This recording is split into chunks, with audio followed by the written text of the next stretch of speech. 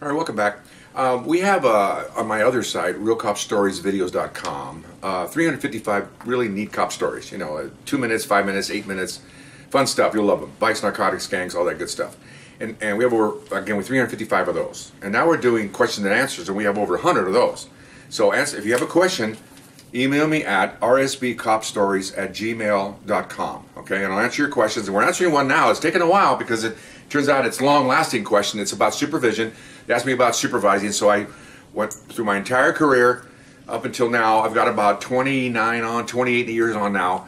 I'm top step detective, and now I'm in charge of about 9 people, working a squad in South Los Angeles, a narcotics squad, and serving search warrants and all kinds of enforcement. Okay, so last videos I was telling you all the stuff I have to do, and I'm not complaining. Believe me, this is a challenge. This is a neat thing because I've always liked challenges. I never like to just make a widget the same every day. This is not the kind of work we do, the kind of work I like to do. I'm an alpha guy, and so all alphas like to go out there and try new things. It's a challenge to try new things and accomplish it, even if you fail sometimes. It's just a matter of trying to do it, okay? And we don't fail too often. We can't fail anyway because we're in law enforcement. You fail, someone's going to get hurt. Citizen, officer. So you can't really fail. You just not do things as good as you really would like to do them. Okay, that's trying to explain that, though. Okay, so everyday stuff. So I'm in there now, a couple months. The captain has called me and see how morale is. I briefed him. I've had our inept, what I call inept lieutenant come in a couple of times and trying to get in the way. And I've tolerated it. He's my supervisor, but I've also tried to tell him and lead him that he shouldn't be doing these things. Here I'm telling him what to do. He should be supervising, but he's not. He's trying to get into everything, okay? And again, 1 lieutenant, 4 of us. That's the chain of command. He only has to worry about these 4 people. 3 and me. Doesn't have to worry about 40 because each one has about 8 or 9 people. So he decided to do that, and it's not good. He's not good at it. He's not a troop man. He's not a field man. He's an administrator. Okay, we're all street cops. So anyway, to an example, we get I'm in there working, and we're doing a search warrant. Okay, and I'm going to try to keep this down if I can. And one of my other cops on realcopstoriesvideos.com, my boss did this, and now I find myself doing this. Okay, you learn. He came down there on a search warrant. He has to be there, and we're in a house, and we're searching. And he starts directing traffic. And it's not the first time he's done this. He steps in and tells people what to do. Well, that's kind of my job. And we've done hundreds of warrants at this time, so we know what we're doing. I'm going to say we're perfect, but we don't make mistakes. We cover all the basics. So I've seen him doing that again, like the 3rd time. So I thought, you know what? I've said this before. Now's the time to pull my belt buckle and confront him because I can't let him do this. Okay, if you're in the military out there, if you're ever in a job where you have one boss and all of a sudden from the other section comes another boss and they're both telling you what to do. Okay, what do you do? What do you do? Okay, no, that's not the way it's done in the military, police department, or any civilian organization where you have specific levels of command here. You can't do that. Okay, so anyway, so this is it. So he's over there directing traffic, so I call my assistant over, ex-Army Ranger and all that good stuff. And I said, hey, look, I'm leaving. He goes, what? I said, tell the boss that I decided this, and as he's in charge, I'm going home. And if you watch my stories, you'll see this is a repeat of something happened years previous. He looks at me, what? When he asked, that's what I want you to tell him. Okay? Wow. I said, just tell him that. Okay, fine. So I got in my car. I'm not going to go anywhere. I went back to the office. I got a newspaper, put my feet up in the chair, and I'm reading the paper. I'm playing poker. I told you before, I'm a poker player. I got a pair of 2s. He's got kings, and I'm going to make him fold them kings, okay? So, he tells him that. I found out later. But shortly after I left, he asked him, well, where's the boss? And he goes, oh, he went home. Why'd he go home? Well, he said that you're in charge now, and he's not needed. My assistant told me the look on his face, he did not know what to do. He just got slapped. Because he can't, he's a command, he's in charge, but then again, you've got an insubordinate, subordinate, me, making a statement, yet I'm giving the command to him. There's a lot of moving parts here, okay, and he's not liking it. You can see, look on my assistant told me, he didn't know what to do, because his brain's short-circuiting, well, I'm sorry, his brain is short-circuiting, okay, he has no brain, okay. So, sure enough, I'm back 5 minutes, the phone's ringing. Okay, the boss had cell phone, city phone. I look at it, it's him. Read my paper. The office phone rings. It's him. Okay, he's trying to get a hold of me, probably before I left. I'm not going nowhere. So half an hour goes by. Here come the troops. You know, they come in with a van, a couple of cars, suspects in custody. They're coming in. And we have a huge double-side trailer with a jail area and all that stuff. So they're coming in. And he's out there like a lost child. He's out of his car and he's looking around. Well, he's looking for me, okay?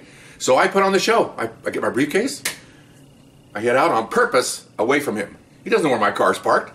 He's over there, and so is my car. But I'm going over here, okay? Showtime. So I walk out, and I make sure he can see me, but not too close. And I hear him. I don't call my name out. Oh, how you doing? He comes over. Okay, here we go. Playing poker. What are you doing? I said, I'm going home.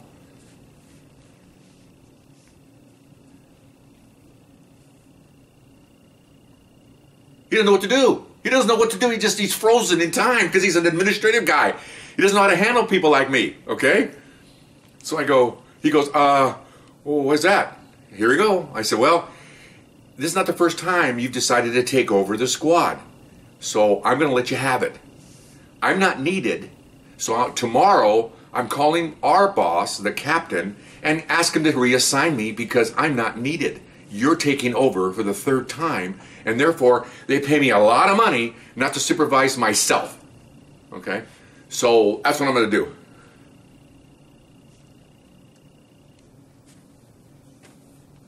I wanted to get a mirror. I think I was breathing. You know what to do. He goes, it might have been a misunderstanding. I said, no, it's not a misunderstanding. No, I've got him. Now, those kings he has, he's slowly starting to fold them. You can just see the cards come down, okay?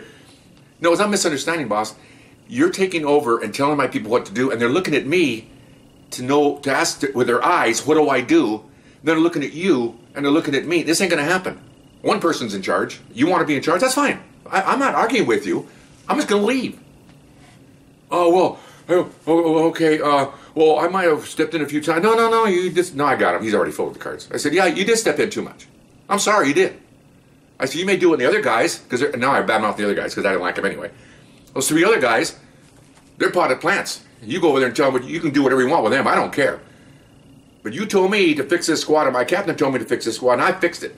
And now it's mine. See, there's one thing when you go into something and you got problems from other past supervisors, and you go into that's kind of the unit's problem.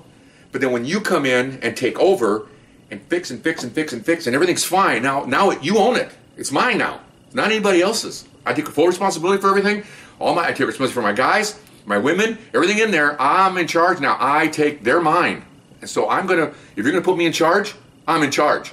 So I didn't tell him that, but I said, so what are we gonna do here? Well, I almost felt bad.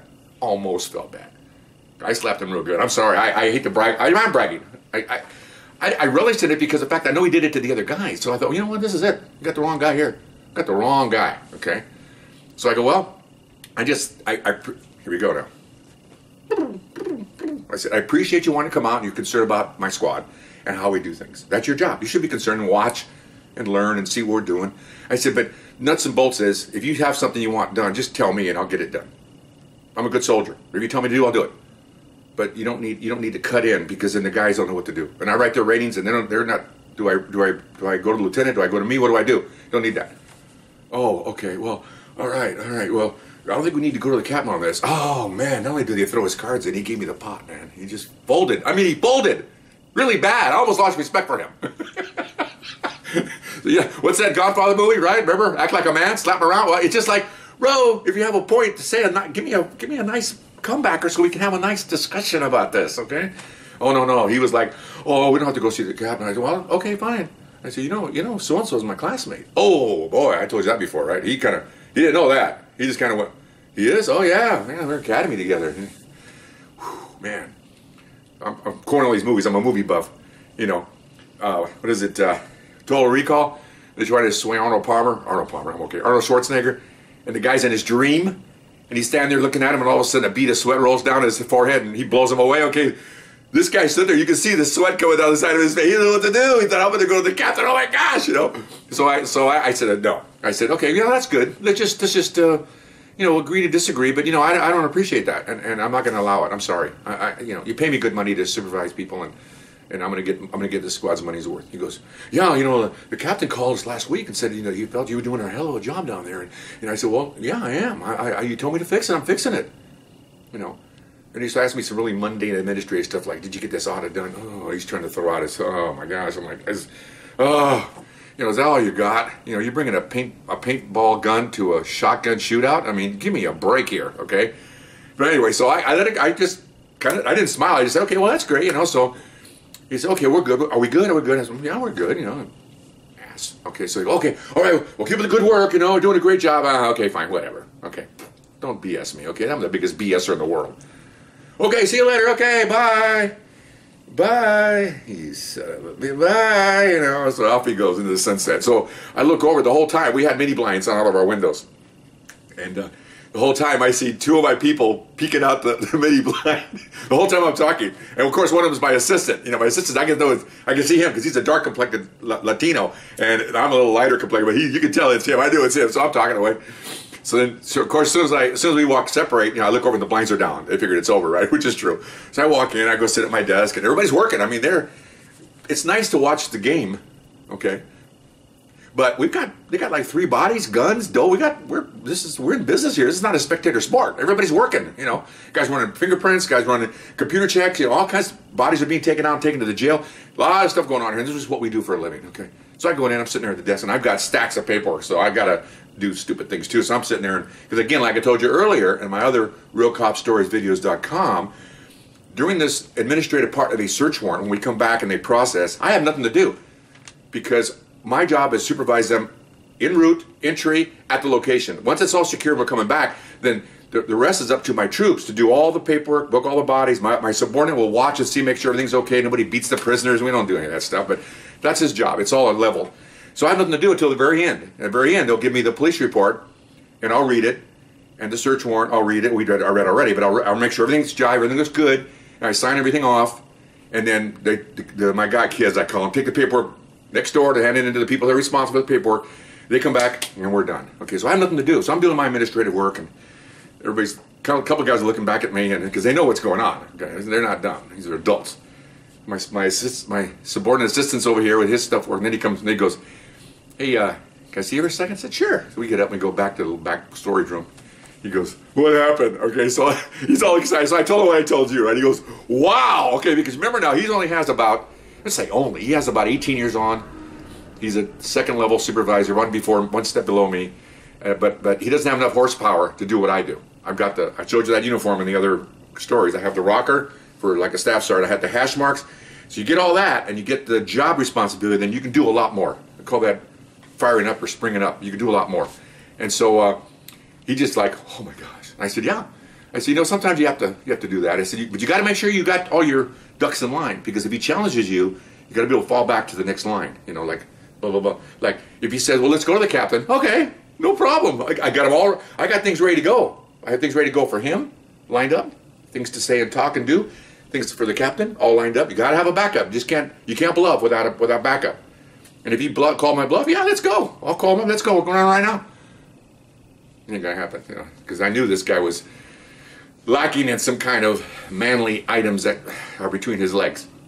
Didn't have any. Okay, and I knew that from the get-go. And the first day I met the man. Okay, so anyway, I'm not going to get graphic, but that's what it is. So that was pretty neat. And so then, of course, remember now, I've got a squad of guys that have seen multiple supervisors, very weak supervisors, come in here. I told you, potted plants. And they're sensing and seeing a man, I'm not bragging, but someone that's going to take action here. What? For? To protect them. They are my responsibility now. They are. In the old days, it was just me or my partner. Then I became a detective, my partner. And then second level, 3 or 4 guys. Now I've got 9, men and women. They're now my responsibility. I got to take care of them, mostly administratively. Physically, we all take care of ourselves. We have shotguns and Glocks and all kinds of stuff, but I got to shield them from these incompetent lieutenants. There'll be more coming, but I want to tell you about. I want to give you that one incident. I'm running out of time here, so we'll see you next time. Okay, bye bye.